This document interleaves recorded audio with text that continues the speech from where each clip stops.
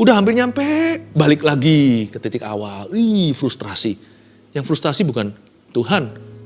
Nanti lama-lama yang frustrasi adalah orang sekeliling kita. Kok terus-terusan pelin-pelan? Jangan pelin-pelan, pokoknya taati dulu. Yang konsisten gitu dalam ketaatan, menunggu terjadi perubahan. Nggak usah tunggu perubahan terjadi, taat dulu pokoknya.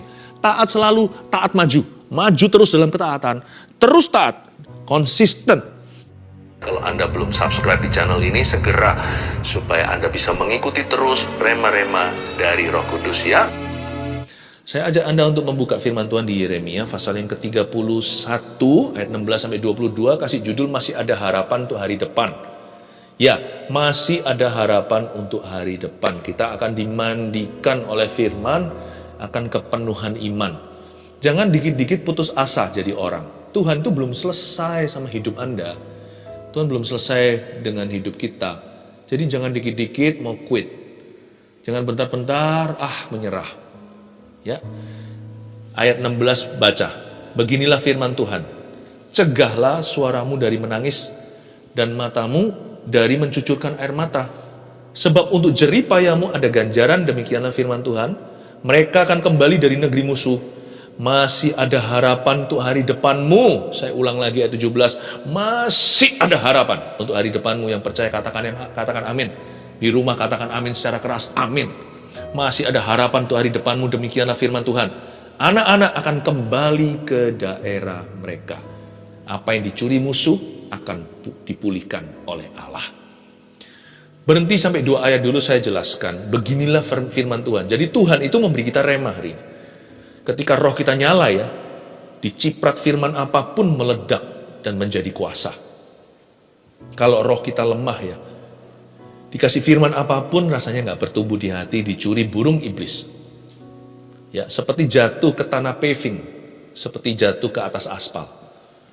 Beginilah firman Tuhan. Terimalah ini sebagai sebuah suara langsung kepadamu, meskipun melalui mulut saya. Yang penting sumbernya, Tuhan berbicara. Beginilah firman Tuhan. Cegahlah suaramu dari menangis. Nggak boleh nangis. Cegahlah matamu dari mencucurkan air mata. Ini bukan larangan untuk kita itu meneteskan air mata ketika berdoa, bukan. Ini adalah air mata putus asa. Janganlah meratapi. Apa yang Tuhan katakan ada jalan. Apalagi kalau air matanya itu air mata kecewa. Buat apa kepahitan? Ini bukanlah tears of faith atau air mata iman. Apalagi air mata pengharapan. Sebab Alkitab mengatakan berikutnya, sebab untuk jerih payahmu akan ada ganjaran. Tuhan tuh nggak pernah melupakan keteguhan iman kita. Memang kadang-kadang iman tidak instan. Ya, kita bisa beriman secara instan, tapi hasil iman nggak tentu instan. Iman kan kita percaya dulu sebelum melihat. Iman timbul dari pendengaran. Waktu kita mendengarnya muncul iman. Nggak tentu langsung melihat sesuatu. Tetapi iman itu di dalamnya adalah kebenaran. Kebenaran bunyinya begini, sebab untuk jerih payahmu. Kalau kita bukan berjerih payah untuk sesuatu yang sia-sia atau fana, kalau kita berjerih payah untuk sesuatu yang ada dalam firman, akan ada ganjaran. Ganjaran sini bukan hukuman, ada upah untuk ketekunan. Ada upah untuk ketekunan iman. Hope does not disappoint. Roma 5 saya jadi ingat. Karena kita diselamatkan oleh pengharapan. Ini bukan keselamatan masuk surga, tapi hidup di dunia ini untuk bisa move on ke masa depan.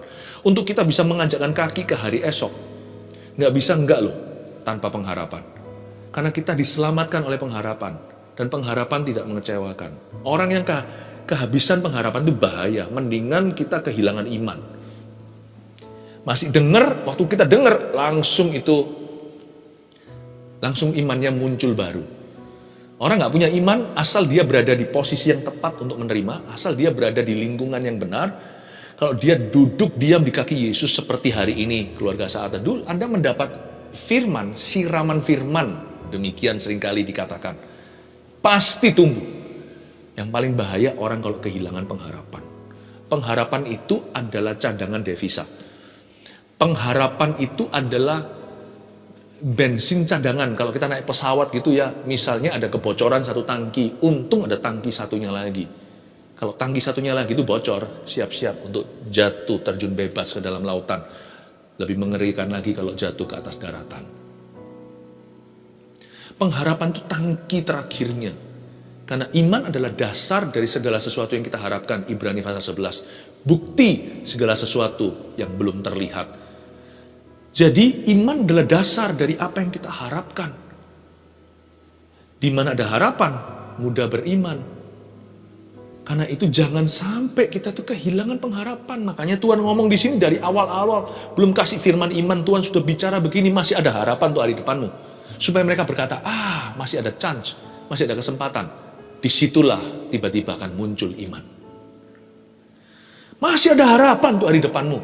Orang gak punya pengharapan itu bahaya sekali. Bisa berujung bunuh diri. Biasanya gelap mata kan? Bayangkan, kalau orang itu lompat dari tingkat 10 atau lebih. Misalnya di slow-mo atau slow motion. Ya kan, dipelankan videonya. Ini ilustrasi saja. Waktu dia lompat dari tingkat 10, tingkat 9, dia masih melihat tingkat 8. Mungkin keluarganya tinggal di tingkat 2. Waktu dia sampai di tingkat 2, dia melihat anaknya mungkin berkata, "Papa mana? Aku juara." Dia mau naik lagi ke tingkat 10 itu. Nggak jadi bunuh diri, nggak bisa kan? Siapa tahu tuh dia sebelum sampai ke tanah, bercipratan berlumuran darah. Mungkin di lantai 2, waktu itu Tuhan menjawab doa. Buat apa putus pengharapan? Makanya orang yang bunuh diri itu orang yang matanya gelap. Dia buta mata. Gelap mata itu bahaya. Kenapa manusia matanya bisa gelap? Karena hatinya hilang pengharapan. Kenapa ada orang yang meninggalkan Tuhan, bahkan menjual Tuhan Yesus? Karena dia gak berharap lagi. Harapan itu kelihatannya, kedengarannya weak atau lemah. Iman itu yang gagah. Salah loh. Harapan itulah yang membuat iman itu muncul baru. Dan selalu muncul setiap pagi selalu baru. Masih ada harapan tuh hari depanmu. Sebab untuk jeripayamu ada ganjaran. Hope does not disappoint. Poin pertama tulislah. Masih ada harapan tuh hari depan. Karena itu nomor 1. Jangan ratapi keadaan sekarang. Tapi taburlah air mata iman. Nah itu tulis. Jangan ratapi keadaan sekarang. Dilarang nangis, dilarang keras. Bukan berarti tidak boleh mencucurkan air mata. Ini tidak kontradiksi apa yang dituliskan di kitab Mazmur. Yang menabur dengan mencucurkan air mata akan menuai dengan sorak-sorai. Itu bukan air mata putus asa. Itu air mata taburan iman. Mencucurkan barang siapa yang maju sambil menangis akan pulang membawa berkas-berkasnya. Itu tangisan untuk maju. Bukan meratapi keadaan sekarang, tapi menembus batas melawan arus untuk percaya Yesus apapun keadaannya yang sekarang juga menggerus. Mungkin dia bertubi-tubi dilawan badai terus-menerus. Dia nggak peduli, dia maju terus. Karena kalau dia diam di tempat, dia akan mati berdiri. Yang menabur dengan mencucurkan air mata. Air mata putus asa bukan taburan, tapi kutukan. Jangan menangis yang gitu, cegah air matamu daripada mencucurkan air mata yang demikian. Tetapi yang maju sambil menangis akan pulang membawa berkasnya, itu adalah air mata iman. Karena itu buat satu kesimpulan, sebuah keputusan. Jangan pernah ratapi keadaan kita sekarang, karena keadaan bisa berubah. Yang gak bisa berubah itu firman. Tak seiota pun tidak akan digenapi. Yang tidak ada seiota pun yang tidak akan digenapi. Ya. Nah, sekarang jangan ratapi keadaan itu, tapi taburlah air mata iman. Taburlah yang begitu. Kita baca sekarang ayat yang ke-18. Telah kudengar sungguh-sungguh Efraim meratap. Engkau telah menghajar aku, dan aku telah menerima hajaran. Seperti anak lembu yang tidak terlatih. Bawalah aku kembali supaya aku berbalik. Sungguh sesudah aku berbalik, aku menyesal. Dan sesudah aku tahu akan diriku, aku menepuk pinggang sebagai tanda berkabung. Aku merasa malu dan bernoda, sebab aku menanggung aib masa mudaku. Anak kesayangankah gerangan Efraim bagiku? Atau anak kesukaan? Sebab setiap kali aku menghardik dia tak putus-putusnya, aku terkenang kepadanya. Sebab itu hatiku terharu terhadap dia, tak dapat tidak aku akan menyayanginya. Demikianlah firman Tuhan. Berhenti di sana, saya jelaskan dulu. Ayat 18 kembali. Telah ku dengar sungguh-sungguh Efraim meratap, kata Tuhan. Efraim di sini adalah suku terbesar bangsa Israel Utara. Efraim ini, Manasye adalah keturunan Yusuf. Kalau di selatan Israel diwakili satu suku besar, kan tinggal dua, Yehuda dan Benyamin. Jadi seringkali Israel Selatan disebut Judah atau Yehuda. Israel Utara diwakili dengan Efraim, suku terbesar. Tapi mengalami musibah besar juga. Jangan pernah kita itu iri sama atau cemburu sama orang besar. Semakin besar, semakin gede juga pencobaannya. Semakin tinggi pohon, semakin besar anginnya. Masalah Efraim sangat parah. Karena mereka at the brink of total destruction. Mereka sudah berada di ujung tombak kehancuran total. Tidak bisa pulih atau beyond repair. Pernahkah Anda punya barang yang sudah nggak mungkin bisa diperbaiki? Atau kesehatan yang nggak bisa kembali? Yang stadiumnya sudah lanjut, yang sudah menyebar di mana-mana, nggak ada refund policy. Kanker, penyakit-penyakit tertentu yang mematikan. Kalau sudah sampai taraf di mana beyond healing, tapi juga tidak pernah ada satu kasus yang terlalu sulit atau sukar bagi Tuhan. Bagi Tuhan tidak ada beyond, tidak ada yang melampaui dirinya. Tuhanlah yang paling tinggi, Tuhanlah yang paling besar. Tapi misalnya sebagai manusia, ada penyakit yang sudah tidak bisa ada recovery-nya. Efraim mengalami yang serupa. Dia sebenarnya berhak untuk melemparkan handuk putihnya. Bolehlah menyerah, masuk akal dan lumrah. Tapi Tuhan ngomong begini, kalau Tuhan belum ketok palu, manusia bisa vonis sekalipun dengan fakta yang tidak bisa disangkali. Kalau Tuhan berkata berubah, berubah semua. Kalau Tuhan memutarbalikkan segalanya, semudah memutarbalikkan telapak tangannya karena Dia Maha Kuasa, segalanya akan berubah. Telah ku dengar sungguh-sungguh Efraim meratap. Hati Tuhan masyigu. Engkau telah menghajar aku dan aku telah menerima hajaran. Seperti anak lembu yang tidak terlatih. Efraim dulu itu jatuh dalam dosa. Israel Utara 10 suku itu, murtad-murtad. Engkau telah menghajar aku, tapi mereka bertobat. Hanya orang yang hatinya hancur, jiwanya patah remuk yang bisa ngomong begini. Engkau telah menghajar aku, dan aku telah menerima hajaran. Kenapa kok dia nggak maki-maki Tuhan ya? Ketika terima hukuman dan ganjaran. Kenapa dia nggak berkata, Tuhan nggak fair, Tuhan nggak adil? Nggak tuh. Dia bisa merelakan hatinya dihajar oleh Tuhan. Kalau memang dia salah loh, mau ngomong apa lagi? Engkau telah menghajar aku. Memang Efraim sukanya menyembah berhala, Baal, semuanya itu kan terkenal. Gara-gara Efraim dan kelakuan mereka. Engkau telah menghajar aku dan aku telah menerima hajaran. Seperti anak lembu yang tidak terlatih.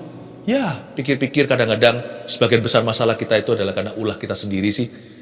Kenapa manusia suka salahkan Tuhan? Tapi sekalipun demikian ya, Tuhan itu Maha Pengampun, Maha Pengasih. Dalam Kristus itu ada berkat pemutarbalikan. Allah bisa mengganti haluan atau mengubah haluan itu.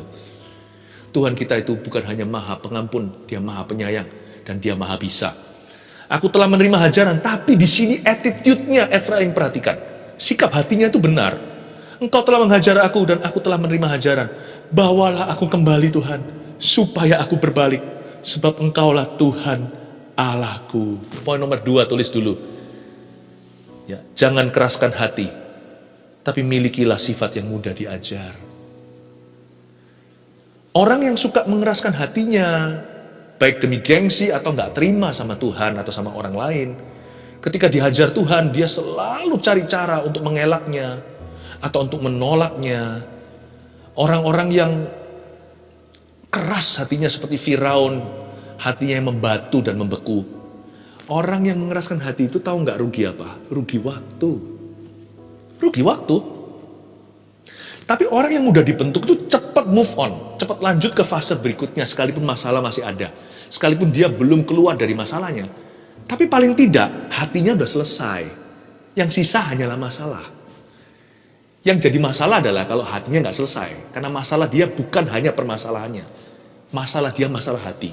Nah, ini komplikasi. Saya sebut ini komplikasi rohani. Ini yang membuat sulit kita ketika kita masuk ke dalam lingkaran setan nggak keluar-keluar. Nggak bisa ada terobosan sungguhan. Terobosan yang ada hanya percikan. Mendingan saya nggak dapat terobosan yang merupakan PHP atau pemberi harapan palsu.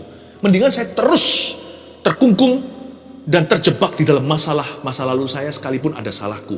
Mendingan saya di situ sampai nanti Tuhan memutarbalikkan segalanya. Itu akan menjadi terobosan nyata. Saya nggak mau urusan saya itu terus masalah hati. Asal hatiku udah benar di depan Tuhan. Kalau hatiku mudah dibentuk, maka segera selesai. Saya dengan Tuhan sudah damai. Sisanya yang ada hanyalah keadaan atau circumstance. Enak bagi saya. Hati itu peaceful, sekalipun hidup belum. Kalau hati sudah damai, aku tahu Tuhan sudah pegang kendali. Jadi kalau kelihatan buruk, saya tahu dalam badai ada Tuhan Yesus berjalan di atas air. Daripada begini loh, keadaannya seperti baik-baik, tapi saya gak punya Tuhan, atau saya jauh dari Roh Kudus. Hati saya gak benar sama Yesus. Saya gak tahu nanti dari mana, sudut mana macan akan menerkam. Tapi kalau saya sudah benar sama Tuhan hatinya, saya sudah aman, sudah damai dengan diriku dan dengan Tuhanku. Mau macan menerkam saya dari sisi manapun, saya sudah jadi urusannya Tuhan. Saya sudah jadi urusannya Tuhan. Pernah salah sih, tapi sudah diampuni. Udah diampuni Tuhan bukan berarti sudah diampuni manusia loh. Tanggung jawab saya tetap jalan. Tapi saya pasti mendapatkan kebajikan kemurahan. Coba di jus jadi satu itu, di blender. Kebajikan dan kemurahan Mazmur 23. Mungkin suaranya keluarnya begini, keringanan. Bawalah aku kembali katanya, supaya aku berbalik. Bawalah aku kembali itu hati, supaya aku berbalik itu kondisi. Di sini, Yesaya mengajarkan, kalau kita sama Tuhan itu jangan pernah keraskan hati, supaya segera selesai. Bukan masalahnya dulu, segera selesai hubungannya. Masalah akan menyusul, cepat lambat. Lebih cepat daripada lambat, karena Tuhan tidak pernah lambat dalam bekerja. Tuhan tidak pernah berlambat-lambat, meskipun semua akan indah pada waktunya. God is never too early, dia nggak pernah terlalu pagi, nggak pernah terlalu malam juga. Selalu persis rembang hari, atau tengah hari, dia akan bekerja di hidupmu. Bawalah aku kembali, supaya aku berbalik. Bawa aku kembali itu hati, supaya aku berbalik itu keadaan kita. Sungguh sesudah aku berbalik, aku menyesal, kata Efraim. Dan sesudah aku tahu akan diriku, aku menepuk pinggang sebagai tanda bergabung. Lihat, orangnya itu lembut, mudah diajar. Aku merasa malu dan bernoda sebab aku menanggung aib masa mudaku. Udah gak ngomel-ngomel lagi. Ayat 20 ya, coba lihat reaksi Tuhan. Anak kesayangankah gerangan Efraim bagiku? Atau anak kesukaan? Tuhan terharu, alias hati Tuhan terjamah. Tuhan bilang, aduh nak, andai kamu tahu, Allah sedang merajut sesuatu, tanganku sedang merajut sebuah rencana yang tak terlihat atas hidupmu. Karena Tuhan terharu, sebab setiap kali aku menghardik dia, tak putus-putusnya aku terkenang kepadanya. Sebab itu hatiku terharu terhadap dia, tak dapat tidak aku akan menyayanginya. Demikianlah firman Tuhan. Mendingan saya jadi orang kesayangan Tuhan di penjara, daripada saya jadi orang yang setan di luar sana. Karena Tuhan tahu membebaskan hamba-hambanya. God loves the teachable heart. Allah itu cinta hati yang mudah diajar. Kalau soal memberi, Tuhan itu cinta the cheerful giver, orang yang suka cita waktu memberinya. Tapi kalau bicara tentang kehidupan, God loves the teachable. Tuhan itu cinta dan sayang dan dekat pada orang yang remuk hati, asal hati mereka mudah dibentuk dan diajar. Please jangan keraskan hati, percuma, nggak ada gunanya, rugi waktu iya. Karena kenapa? Tuhan mau fix, mau selesaikan keadaannya. Tuhan tunggu hatinya. Tuhan mau bereskan kondisinya. Hatinya selalu menghalangi. Hatinya orang itu bukan hatinya Tuhan Yesus. Daripada komplikasi, saya tahu kalau hatiku beres. Aku sudah ada pada waktunya, tinggal tunggu indah, tepat pada waktunya. Ayat 21. Dirikanlah bagimu rambu-rambu jalan. Pasanglah bagimu tanda-tanda jalan. Perhatikanlah jalan raya baik-baik, yakni jalan yang telah kau tempuh. Kembalilah hai anak darah Israel, kembalilah ke kota-kotamu ini. Berapa lama lagi engkau mundur maju hai perempuan, anak perempuan yang tidak taat? Sebab Tuhan menciptakan sesuatu yang baru di negeri, perempuan merangkul laki-laki. Apa itu? Apa ya ini ya? Ayat 21, seperti orang yang mau ujian SIM aja, surat izin mengemudi. Dirikanlah bagimu rambu-rambu jalan dan pasanglah bagimu tanda-tanda jalan. Kita disuruh berprinsip dulu dalam kebenaran. Jangan tunggu masalah selesai. Jangan tunggu problema lewat. Jangan tunggu persoalan sudah ditutup. Dirikan dulu rambu-rambu jalan. Berprinsip itu hari ini. Jangan tunggu besok. Jangan tunggu nanti. Kayak orang diet aja ya. Diet itu selalu tomorrow. Tapi kalau kita mau taat sama Tuhan, it's always the today. Selalu hari ini.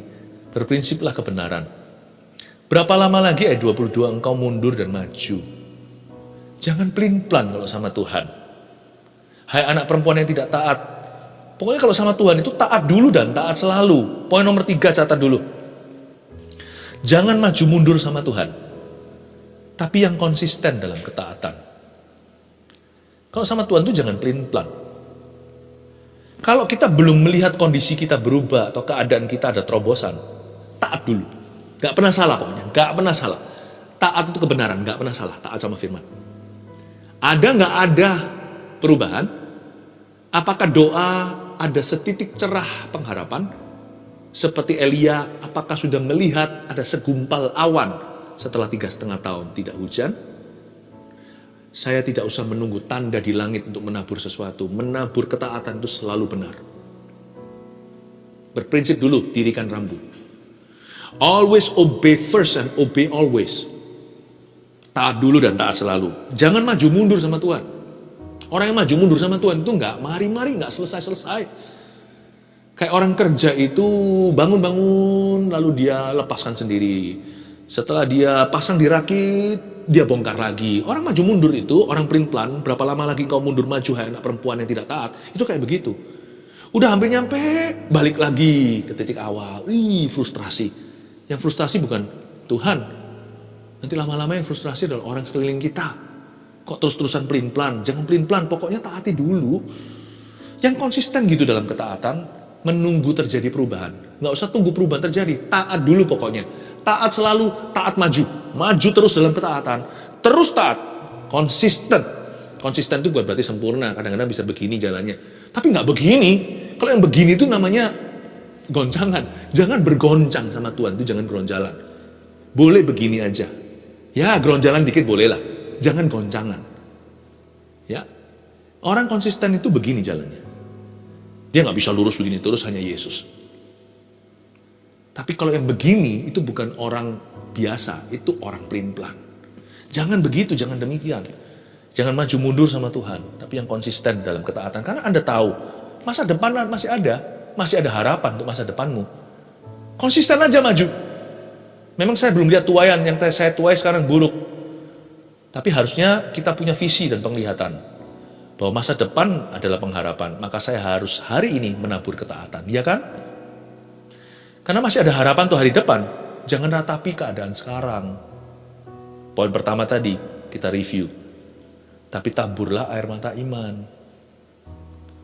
Karena masih ada harapan untuk hari depan. Jangan keraskan hati. Tapi milikilah sifat yang mudah diajar. Supaya cepat maju dan segera melaju dengan Yesus.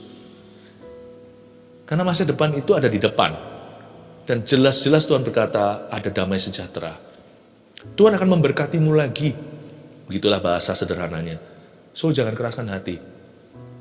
Lain cerita kalau kita sekarang mati, gak ada sorga, gak ada neraka, ya sudah keraskan hati.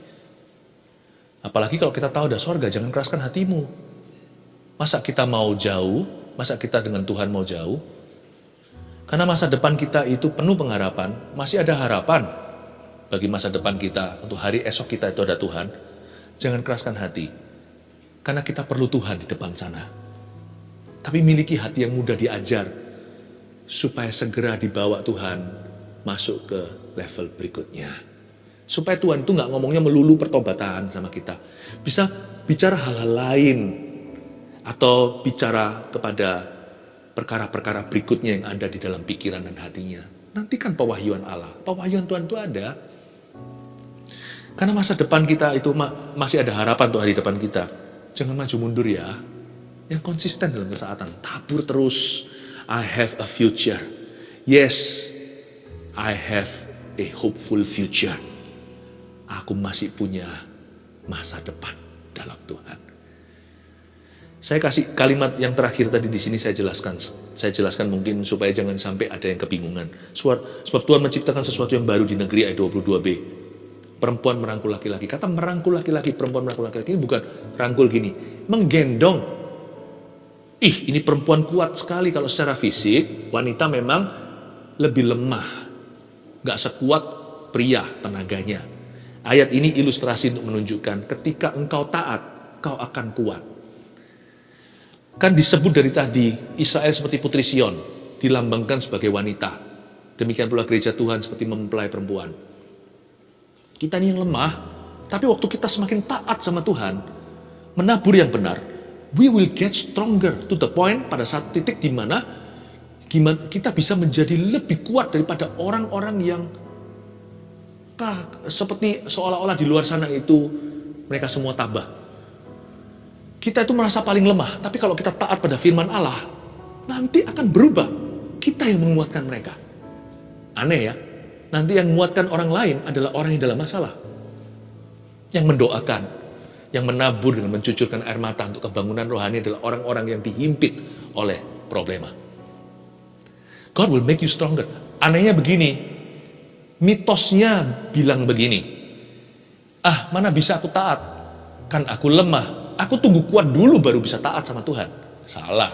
Justru kalau Anda lemah, taatlah. Anda akan semakin kuat. Telur ayam mana dulu kalau menurut penciptaan hewan yang diciptakan Allah? Ayam dulu. Taat dulu, baru kuat kemudian. Jangan tunggu kuat dulu baru taat. Waktu Anda menabur dalam ketaatan, kok jadi kuat ya? Tiba-tiba Anda mengatasi persoalan Anda. Anda malah menguatkan orang lain di dalam himpitan masalahmu sendiri. Lalu ketika miracle happen, suatu mujizat terjadi, orang lain ditolong, seperti Yusuf menolong juru ini, juru itu, tukang roti, ya, mengartikan mimpi, tukang minum di dalam penjara. Tapi dia sendiri belum keluar, tapi orang lain diberkati, orang lain mengalami penggenapan firman, tapi waktu dia sendiri akhirnya dilawat Tuhan, kemuliaan Tuhan penuh dalam hidupnya. Karena dia nak menunggu agar dia sendiri penuh untuk dia memberkati orang lain dulu. Tahu nggak? Nggak tentu lakonnya itu nanti yang akan terlebih dahulu ditolong sama Tuhan. Tapi lakon menang belakang. Ketika dia diangkat, seluruh dunianya diangkat bersama dengan dia. Yusuf jadi pemerintah. Saya izinkan saya mengatakan kepada Anda, orang yang merasa diri lemah iman, justru harus taat sama Tuhan. Taat sama firman. Semakin kau taat, semakin kuat. Sebab Tuhan akan menciptakan ini, sebuah fenomena nanti di hidupmu.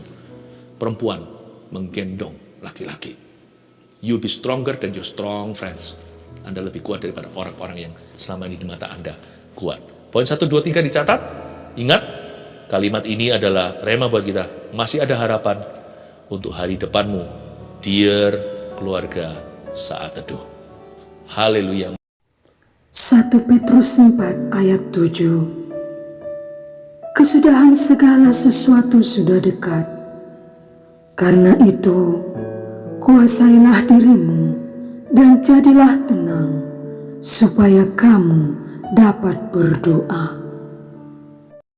Saudara yang terkasih, terima kasih telah mendengarkan firman Tuhan hari ini. Jangan lupa untuk dukung terus channel ini dengan cara subscribe, like, share, dan juga komen. Agar saudara kita yang lain juga boleh terberkati. Tuhan Yesus memberkati kita.